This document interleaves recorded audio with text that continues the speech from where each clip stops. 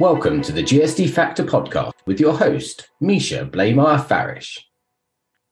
Welcome to the GSD Factor podcast. I'm your host, Misha Blaymire-Farish, and today I am thrilled to have Renee Bruns on the call with us. Hi, Renee. Hi, Misha. I'm so excited to be here. Thank you for having me. We're excited to have you. Now share with everybody where you're calling in from today. So today I am calling in from Mendoza, Argentina.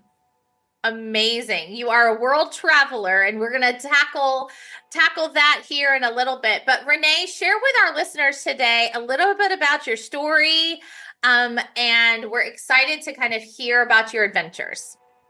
Yeah, absolutely. So I have a long story. I'm going to try to abbreviate this because it could go on for hours, but I'll jump into the big bullet points.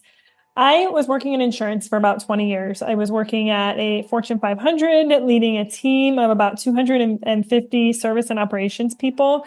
Through the pandemic, had a lot of fun with it and really enjoyed my career, but started to feel that burnout that so many people felt through the pandemic. And in May 2022, decided to leave my job, completely resigned. This was not a paid sabbatical, nothing like that.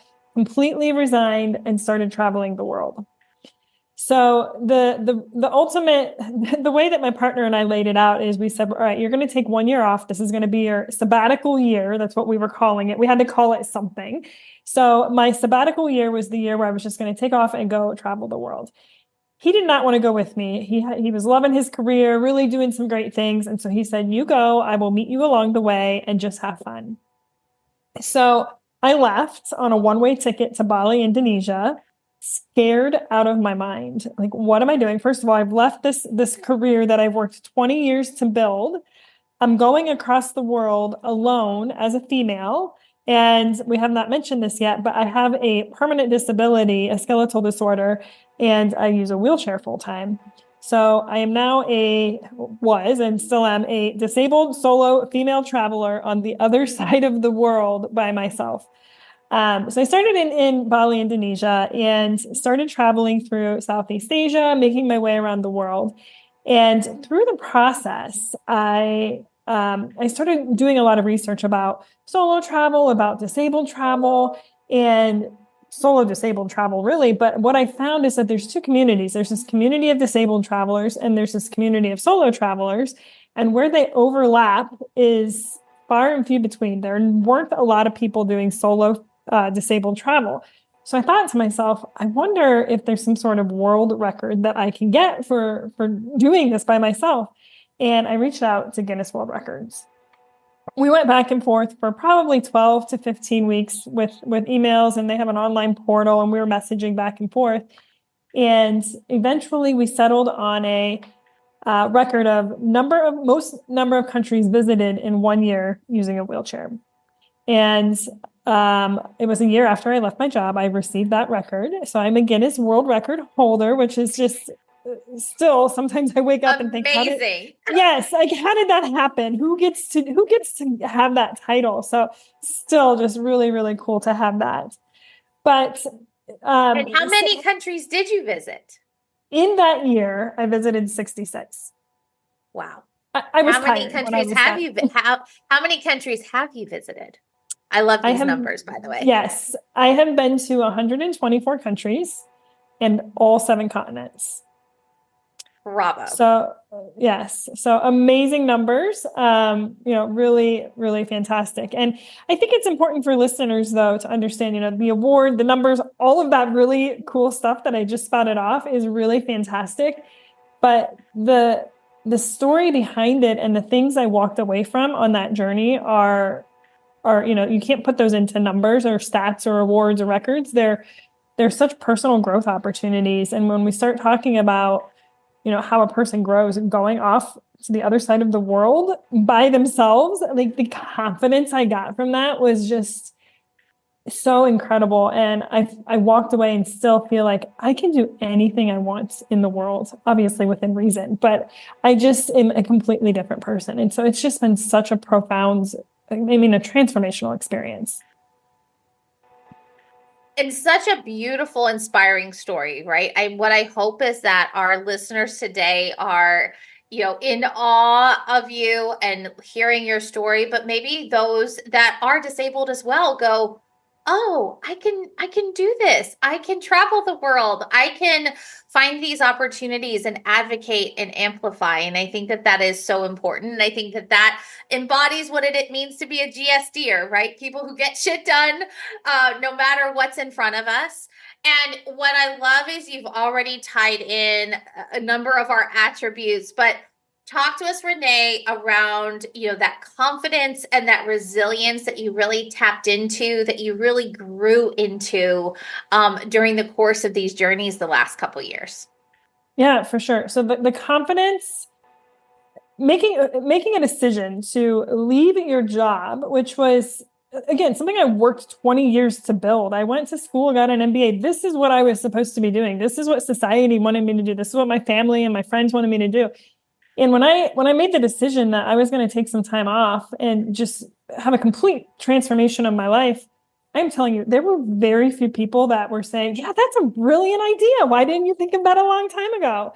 So I had to fight everyone in the world telling me that this was a bad idea, from my mother, my father, my partner was pretty supportive. My best friend was pretty supportive, but you still had that speculation from them thinking, what are you doing? Like, you have lost your mind.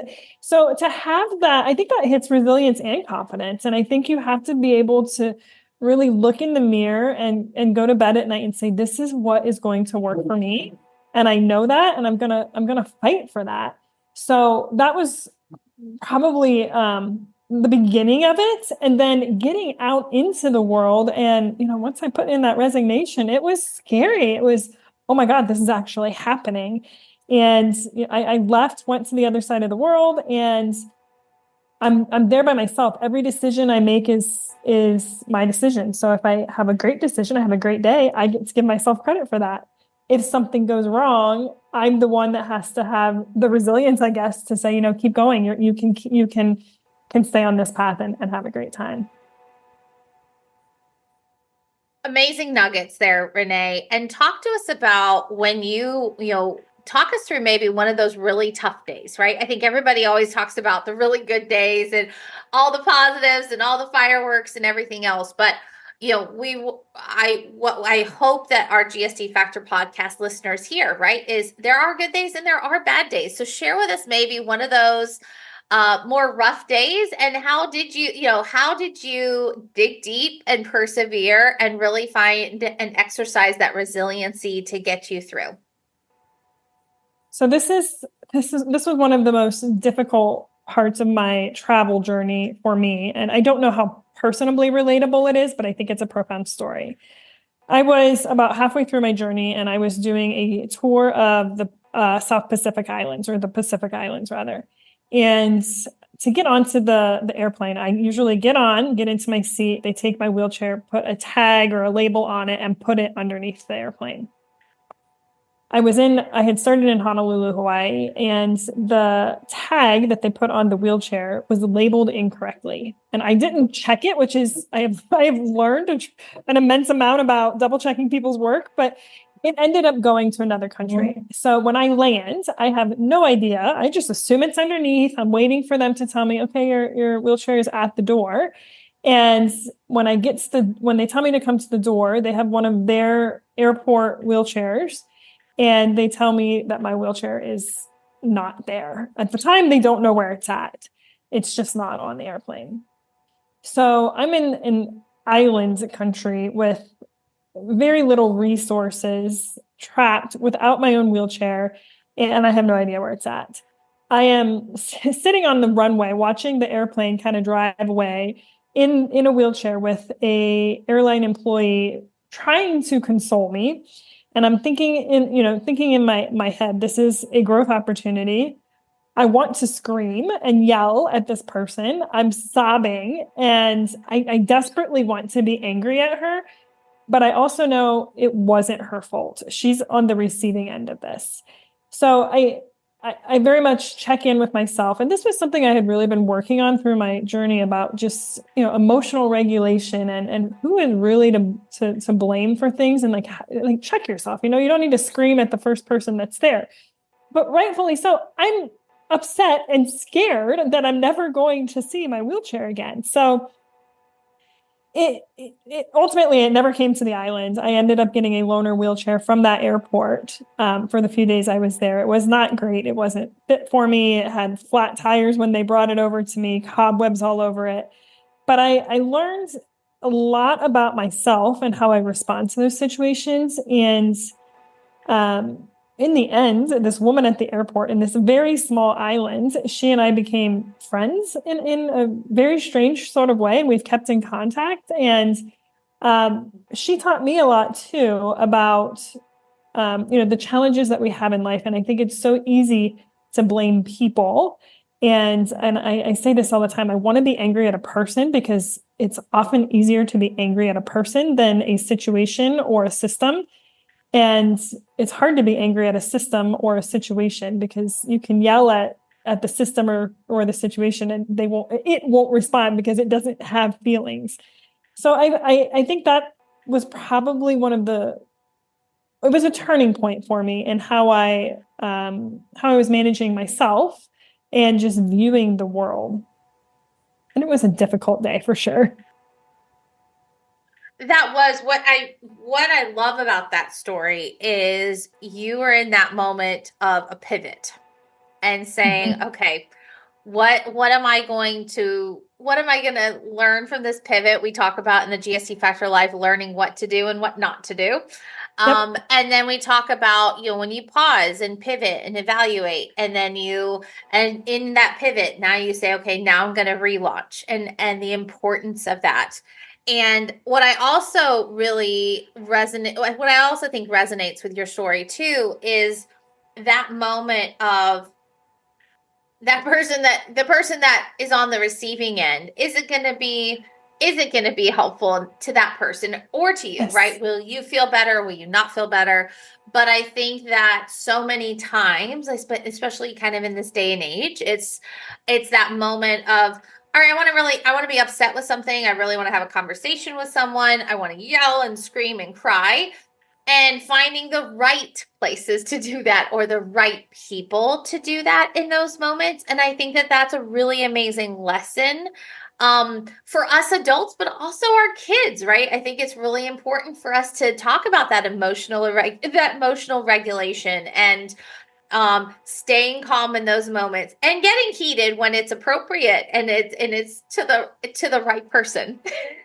For sure. And I think that's so valid. Like, don't dismiss the anger, the frustration, the sadness, the whatever the emotion is. I would never want to dismiss that. And believe me, when I got to my hotel room that night, I called my partner and I just went, blah, blah, blah, blah, blah, blah, blah, blah, blah. It was in a more, it was just venting and letting it out. It wasn't yes. taking it out on a person. And so that makes a huge difference when if I would have yelled and screamed at this woman at the airport who did nothing wrong, we would have gotten nowhere. We would have all been hurt and I'm angry. She probably would have yelled at me back and then I would have been more upset. So it's that, don't dismiss the feeling. Just where do you place that feeling?